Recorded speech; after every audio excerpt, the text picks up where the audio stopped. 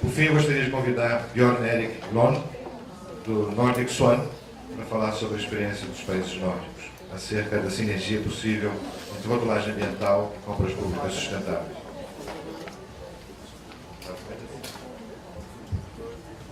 Thank you. I will be very short, I think, I hope, because I will describe, listening to the 4 examples before, I will only shortly describe the policy of how we've done it within the Nordic Swan and within the 5 Nordic countries.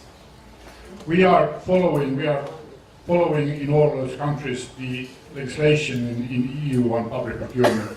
So this is only a ad that we are giving the procurement officers in the Nordic countries.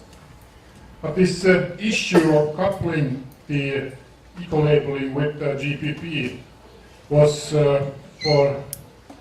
we have this accepted and stressed from the highest possible political level, as the prime ministers in their program for a green economy in the Nordic countries pointed out 8 different points to stress and work further on. One was to combine eco-labeling and develop the GPP, green public procurement, and coupling that to the Nordic Swan and the experiences we've had with that label. What we have in the Nordic countries is a kind of a luxury problem from me working with the eco-label, because we see that the procurement officers are using, when they are putting into their tenders or public documents for procurement any demands from the environmental side, it's often connected or parts from our criteria. The problem is not that they are using our criteria, the problem is that they are using our criteria in a very inconsistent way, and sometimes also not in accordance with the law, with the legality of making these environmental claims or environmental technical specifications. So what we are doing is that we have now a little bit more than 60 criteria covering some 200-300 product groups, and we call it a washing procedure, those criteria to be used in a form that they can be used as a checking list or a technical specification in public procurement.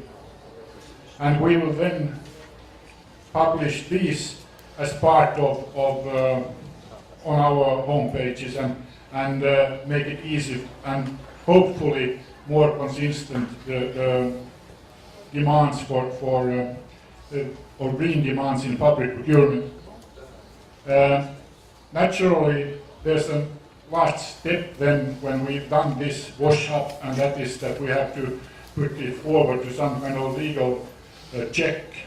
And what we've learned is that there are as many interpretations of the procurement law as there are lawyers. It's depending on what you ask from a lawyer specialist in public procurement law in Europe. They say yes or they say no, and you cannot do that, and you shouldn't do that, and that's something close to the legal. So we try to push more environmental issues into public procurement, because it's in the basic documents, legal document for the EU, from the tractate in Amsterdam and also from Lisbon.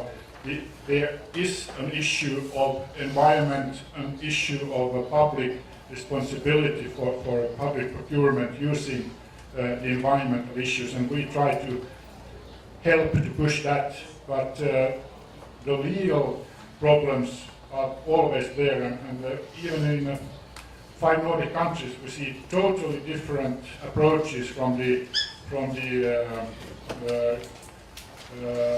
chambers of commerce and the other players of how is it possible and how is it possible to use criteria from eco-labels to connect it to public procurement. But you always have to be in the front line, so to say, to see and test the lines where you do it correctly, because it's for the environment we are all working.